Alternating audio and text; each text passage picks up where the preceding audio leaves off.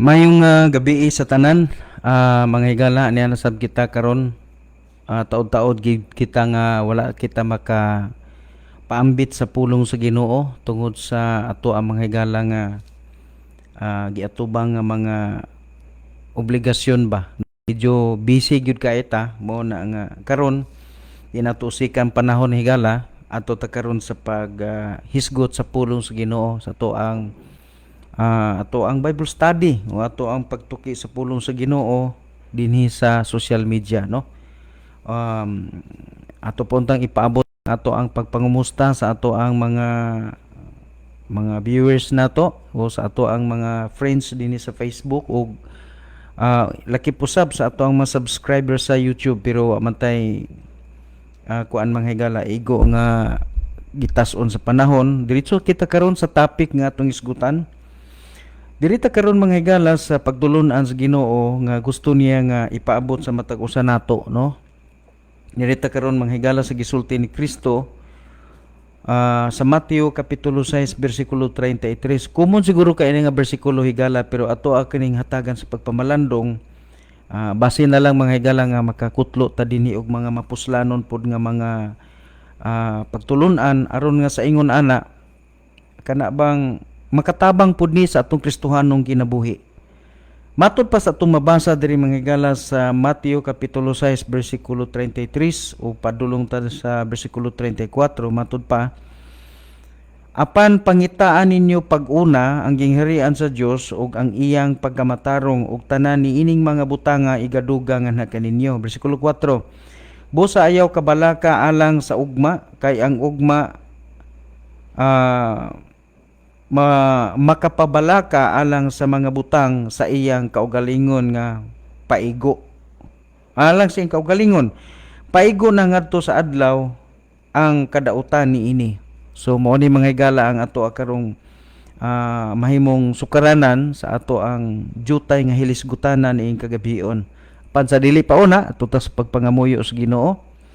Amana mo nga langit no niya kami karon sa imong balaang trono sa grasya ug ako naghangyo kanimo Ginoo nga kining bahin karon sa kasulatan nga among hisgutan dinhi sa social media makatabang kini Ginoo ug dako ngadto sa amo ang mga isig ka tawo o mga kaigsuonan namo nga mahimo Ginoong makadungog niini o makapamalandong hatagan mo kaalam aron Ginoo nga among mabatnan ang imong mga panalangin nga gisaan. Salamat o Ginoo labaw sa tanan sa kaluwasan ug nga mao kini Ginoo ang pinaka-importante sa matag kinabuhi. Sa ngalan ni Kristo Jesus nga among manluluwas o Ginoo. Amen. Okay, din ato makita mga higala si Kristo gid ang nagapamulong niini matud pa niya. Pangitaan ninyo pag-una ang gingharian sa Dios ug ang iyang pagkamatarong ug tanan niining mga butanga igadugang nga kaninyo. So kini nga pagkasulti mga higala naghisgot kini sa tulo ka mga mahinungdanong butang ug adunay duha ka butang nga gisgutan dinha aron nga atong mabatnan ang ikatulong butang nga gisgutan dinhi. Una diri mga higala kanang gitawag og unahon nato ang gingharian sa Ginoo. Unya ikaduha nga gikinahanglan pinakauna mao ang iyang pagkamatarong ug ang ikatulo diri higala mao ang promesa sa Dios nga matud pa ni ug ang tanan igadugang ra kaninyo. So unsa ba di ang pinakasikreto higala sa atong kinabuhi aron nga mahimo tang usa ka kining gitawag og malampuson nga tawo o malampusong kinabuhi nining ibabaw sa kalibutan. Unsa man di ang pinakaimportante matud pa ni higala apan pangitaan ninyo pag-una. Kanang pulong mga higala nga pangitaan ninyo pag-una ang gingharian sa Dios. Nagpasabot na mga higala nga ang imong kasing-kasing gikinahanglang mapuy-an sa hari sa langit. Muna nga nagpasabot ka na higala og relasyon, dili na religion, relasyon. Nga ang gipasabot ana madawat nimo si Kristo. Kay kung imong madawat si Kristo mga higala kaplagan nimo ang gingharian sa langit kay si Kristo man ang hari sa langit. Kung imo siyang gidawat sulod sa imong kasing-kasing, ang imong kasing-kasing mahimo niyang trono sa trono. Ug mo na nga makabaton kag kabag-uhan sa imong kinabuhi. Mo na nga ingon sa pagsulti ug ang iyang pagkamatarong. Buti pasabot inhigala sa diyang madawat nimo si Kristo nga imong Ginoo manluluwas, buti pasabot naluwas ka. Ngano man nga naluwas man ka, kay ang imong kasing-kasing nahimo na siyang gingharian sa Dios. Muna nga naay gisulti si Ginoong Hesukristo mga higala sa diyang gipangutana siya sa mga kining ni abitang mga Hudiyo, ato lang ni balikan na nato pero ato ra pud di mga higalang kining gitawag o gisgutan nato ni diri mga higala sa kuan Lucas kapitulo 17 unya diretso lang ta diri mga higala sa 19 matud pa niya diri og siya miingon nga to kanila. Okay, diri lang ta sa mga higala, atrasan lang din nato ang bersikulo 17 kay para makuha nato ang istorya dinhi. Matud pa niya, og si Jesus nga nagatubag miingon, dili ba day haraman to niya?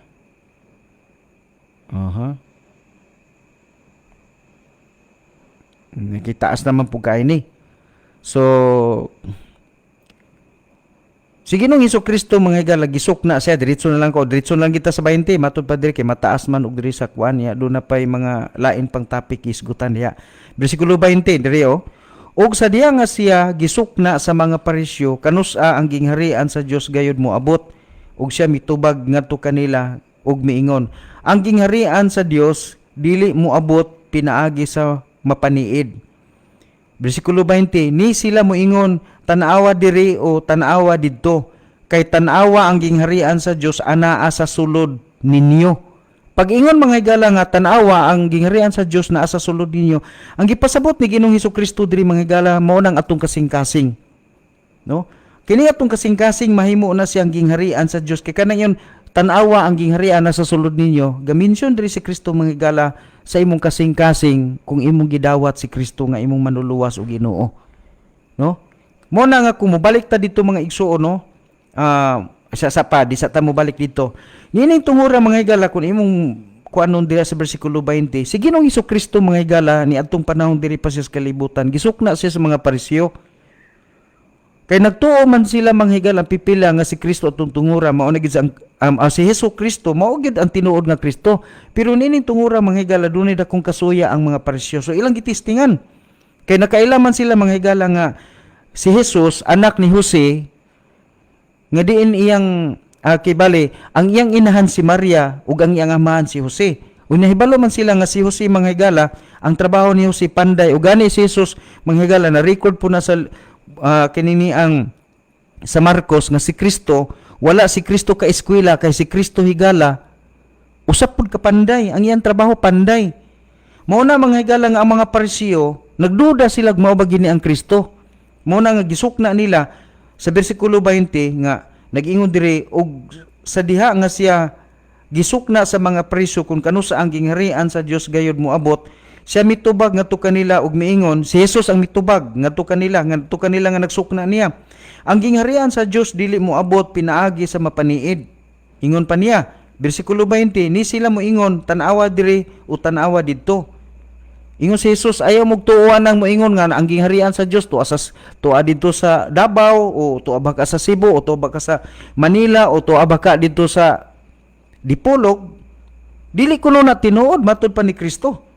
Sa kay tan-awa ang gingharian sa Dios anaa sa sulod ninyo. Kanusa man mahimo mga higala nga gingharian sa Dios ang imong kasing-kasing. Balik ta mga higala sa Mateo kapitulo 6 bersikulo 33. Nag-ingon si Kristo, apan pangitaan ninyo pag-una ang gingharian sa Dios ug ang iyang pagkamatarong ug tanan niining mga butanga igaduga nga na kaninyo. Napangutana kanusa man mahimong gingharian kung kanusa man nato makaplagan sa unsang paagi nga atong makit-an o makaplagan ang gingharian sa Dios. Atong nakita mga higala diha nga ang gisulti ni Ginoong Hesukristo kung gusto nimong makaplagan kay iya mang ipapangita. Mao nang gisulti mga higala sa Juan 1:12. Atong basahon ha Juan 1:12. Apan ingon sa kadaghanan sa midawat kaniya ngadto kanila siya mihatag og katungod sa pagkahimong mga anak sa Dios bisan ngadto kanila nga nagatuo sa iyang ngalan. So unsa paagi aron nga atong makaplagan kay ingon ang Ginoo pangitaan ninyo ang gingharian sa Dios ug sa unsang paagi nga atong makit-an ang gingharian sa Dios. Ingon ang pulong sa Dios mga higala nga atong dawaton si Kristo Jesus. Pangutana, kanusa man nato kanusa man nato madawat si Kristo Jesus? Kung imong tanawon mga igsoon, ano ba? Kano saan nato madawat si Kristo Jesus ug unsaon man nato siya sa pagdawat? Atong makita mga higala sa Episo. Dito ta karon sa Episo para masabtan nato ning mga butanga. Episo kapitulo 1 bersikulo 13 matud pa diha. Diha sa kang kinsa kamo usab misalig human nga kamo nakadungog sa pulong sa kamatuoran. Ang maayong balita sa inyong kaluwasan diha sa kang kinsa usab human nga kamo mituo kamo gisilyuhan ni anang balaang espiritu sa saad. So pangutana kanus man nato madawat ug sa unsang paaging ato sing madawat ingon ang atong gibasa karon higala. Sa diha kang kinsa kamo usab misalig human nga kamo nakadungog sa pulong sa kamatuoran. So importante ding maminaw ta. Kung imong nadunggana unya paminawon nimo pag-ayo. Unya mga higala ingon diri sa diha nga ikaw nakadungog sa pulong sa kamatuoran ang maayong balita sa inyong kaluwasan. Kining pulong mga higala maayong balita ipasabot ana niya nganong nahimo siyang maayong balita. Tungod kay kini mga higala nagdala og dako kaayong ganti o dako kaayong gasa dili ganti dako kaayong nga gasa. Unsa man na say mga higala gitawag og kaluwasan. Kining maayong balita mga higala ang gidalaan ni kasiguruhan sa kaluwasan. Niyo sa diha nga diha sa kang kinsa human nga kamo mituo. So importanteng mutuo kas may balita. Kamo gisilyuhan ni anang balaang espiritu sa saad.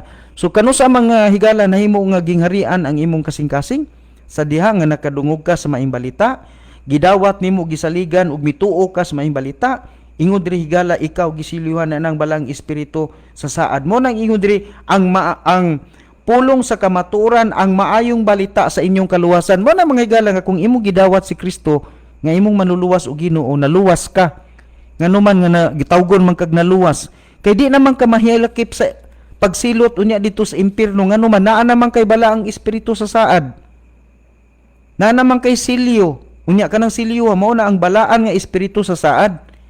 Nabatna na nimo sa diyang naminaw ka sa pulong sa kamatuoran ang maayong balita sa inyong kaluwasan. Sa diyang gidawat nimo si Kristo Jesus, nahimo kang anak sa Dios.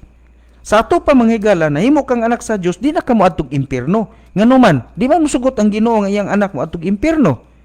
Muna mga higala sa diyang nadunggan nimo na ingon pa si Kristo Jesus sa Juan kapitulo 5 bersikulo 24, sa pagkatinuod ako magaingon nga na kaninyo, siya nga nagapaminaw sa akong pulong ug nagatuo kaniya nga namipadala kanako adunay kinabuhing walay katapusan. Ug dili na moadto sa pagkahinukman sa silot apan miagi nagikan sa kamatayon ngadto sa kinabuhi. Sumuna buti pasabot nga kanang pulong kaluwasan higala gitawag nagkinabuhing walay katapusan. Unya kanang kinabuhing walay katapusan nga giingon ni Ginoong Hesukristo diri sa Juan 5:24 kanang kinabuhi amo nang tuwa sa langit. Kay ang impierno mga higala gitawag po na si kanang gitawag walay katapusang kamatayon. Nga ang kahulugan anang walay katapusang kamatayon buti pasabot dayon nga mga kasakit ug pagantos nga diin ni anang dapita magkagut ug maghilak ang tao, magagulo siya, magtiyabaw siya sa tumang kasakit ug kainit sa kalayong walay pagkapalong. Mao na mga higala ang buti pasabot anang atong unang gibasa karon diri higala sa Mateo kapitulo 6 bersikulo 33. Nga pag-ingon diri apan pangitaan ninyo pag-una ang gingharian sa Dios. Ang buti pasabot ana imong gitinguha nga makaangkon kag kaluwasan. Imong gitinguha nga unya inig abot unya sa ni Kristo o bakaha inig moabot ang kamatayon nato. Mo ang kamatayon nimo kay mamatay man kita sa lawas kay di naman tay limitasyon basig si Kristo di pagkaabot unya ang kamatayon mo ang nag-abot sa ato. Ang importante higala nga atong kalag dili mo kanaog sa impierno. Kung dili mga higala nga atong kalag mo padulong mo uli ngadto sa balay sa atong Ginoo. Kay dili man tanan mga higalang nangamatay langit paingon dili oy. Klaro kay nang gisulti mga higala diha sa Lucas kapitulo Lucas 16 ato orang dili kita tagbasa ha. Kung tanan bang namatay langit paingon usahay magud mga higala ulog-ulogan mangulanggod pudta mingon din sila nga ato ana akong si tatay to ana dito sa langit ka langit ni mo ganitong abi ninyo mga higala kung pangutan-on bitaw nimo ng tao ikaw bay kung mamatay ka sigurado ka nga makapuyo ka sa balay sa Ginoo sigurado gyud ka nga makapuyo ka dito sa langit. Moingon na, oo, kasigurado man ko. Sundan niyo pangutana, nganong nakasiguro man ka, ay sige makugsimba. Sa tinuod higala ka na tawhan, mo na taong maadtog impyerno. Ngano man, mayon sa kasiguro ko, pero ang iyang gisaligan, nganong kasiguro siya, katumang nagsigi siya, simba, abuutan good ko, ana ba? Kanang tao mga higala nga musigurog langit tungod kay naa sa relihiyon, tungod kay naa sa maayong binuhatan, mo ni tao mga higala mo adtog impyerno. Okay, tanan bang tao mo adto og langit ug mamatay ang tubag der higala ni akong basahon. Lucas kapitulo 16. Diretso na lang ko siguro diri sa bersikulo 20. Ingon diri. Og dihay usa ka makililimos nga ginganlan og Lazaro nga gipahigda sa iyang ganghaan puno sa mga kabahong og nagtinguha nga makakaon sa mumho nga mga tagak gikan sa lamisa sa dunahan nga tawo, dugang pa ang mga iro manuol og manilap sa iyang kabahong. O kini nahitabo nga ang makililimos namatay og gidala sa mga anghel ngadto sa sabakan ni Abraham. Ang adunahan usab nga tawo namatay og gilubong og didto sa impyerno, siya miyahat sa iyang mga mata nga anaa diha sa mga kasakit og nakakita ni Abraham sa halayo og ni Lazaro diha sa iyang sabakan. Og siya misinggit og miingon, amahan nga Abraham, kaluy ako og ipadala si Lazaro aron siya mutuslob sa tumoy sa iyang tudo sa tubig ug ipabugnaw sa akong dila kay ako gisakit din hiniining kalayo. So diha lang kukutob. Dili tanan manghigala mamatay mo adtog langit. Sigon sa gihunahuna sa uban naay mamatay dato mangani ning namatay tuwa sa impyerno. Kana may pamatuod nga ang kaluwasan di mabayrag kwarta. Kay kung ang kwarta ikabayad pa manghigala kining tawhana nga na-record sa Biblia nga gisulti ni Kristo di ni maatog impyerno ngano man naman ikabayad. Pero ang kaluwasan higala dili gyud kabayran. Unsay paagi aron ang tao di maimpyerno? Dawat niya si Kristo. Balik ko diri sa atong teksto Mateo 6:33. Ingon pa diri, apan pangitaan ninyo pag-una ang gingharian sa Dios ug ang iyang pagkamatarong ug tanan niining mga butanga igadugang. Diri ko sa ikaduha. Una manghigala kinahanglan nga imong pangitaon kanang isay ipangita ang gingharian sa Dios but pasabot ana maluwas ka. Unya sunod manghigala inig kaluwas nimo unsay sunod nga una kanunay mao ang iyang pagkamatarong. Mao na nga kung ikaw nakaangkon na sa kaluwasan kung nadawat na nimo si Kristo inig ka Domingo higala ang imo yung unang mahuna-huna simba gyud sa Ginoo. Unya di kita magpaulay sa oras kay ngano man gansi ka higala nga mulabay ang pila ka oras unya wala nimo gyud mahimo nga makatch up ang tanan nga mga gisgutan diha sa pagsimba kay lagi mga igsuon dili nimo priority ang pagsimba sa Ginoo. So mao na rason higala nga no nga kita maningkamot unya ang atong pinaningkamutan mga higala dili ug nila pa dili pa paigo ba. Ngano man kay dili nahibalog gyud ang Dios nga dili siya mo'y prioridad sa imong kasing-kasing kay dunay mo mga tawo mga higala nga sigurista lang kaayo ba. Importante luwas lang ko bahalag dili kay kanunay pirmi ma-prioridad na ako ang Ginoo. Pero hinumduman na to mga iso ng mga panalangin nga atong gikinahanglan ing kinabuhi naa man iskamot sa Ginoo. Mo na nga bisag unsaon nato paningkamot kun dili nato prioridad ang Ginoo sa atong kinabuhi human nato og kadawat sa kaluwasan, diha gid ta magaka-problema. Unsa may saad sa Ginoo mga higalakon sa diha nga nadawat una diri nadawat nimong kaluwasan ikaduha. Imo na pud nga giprioridad ang Ginoo sa imong kinabuhi. Unsa naman po'y sunod dayon mga isuon nga gihisgutan sa maong bersikulo ug ang tanan nga mga butang igadugang nganha kaninyo. Kanang pulong mga higala ug ang tanang mga butang igadugang di kaninyo buti pasabot walay butang nga dili manimo maangkon kon ang kini mga igsuon nakapalipay sa Ginoo ang testimonyo sa kinabuhi nimo. Kaya abi ninyo mga igsuon bisag unsaon bi natog bugtaw ang kwarta kun kitay mugukod sa kwarta di ginato na maapsan. Pero kung ang atong gibugtaw mao ang pagpahimuot sa Ginoo maigsuon, kanang mga panalangin nga atong gitinguha, kaning mga panalangin nga atong gikinahanglan ining kalibutan na mabatnan gina nato. Kay di naman nasapayan pang atong bugtawon kay ang Ginoo man mga igsuon ana moy mumando nga ikaw moy gukuron. Naaman as Bible mga igsuon sa Deuteronomio nga kung nakapahimuot ka sa Ginoo dili na pasapayan pa nga imong gukdon, imong bugtahon ang mga panalangin sa Ginoo kay ikaw na ginainoy ubirtikan bugtahon ka sa panalangin sa Ginoo. So mo ni gisulti ni Kristo. Walay kulang ani. So wala na tay oras da, medyo taas-taas na ato ang kuan. Ato ni tapuson higala o ga ato ta sa mga pag-ampo.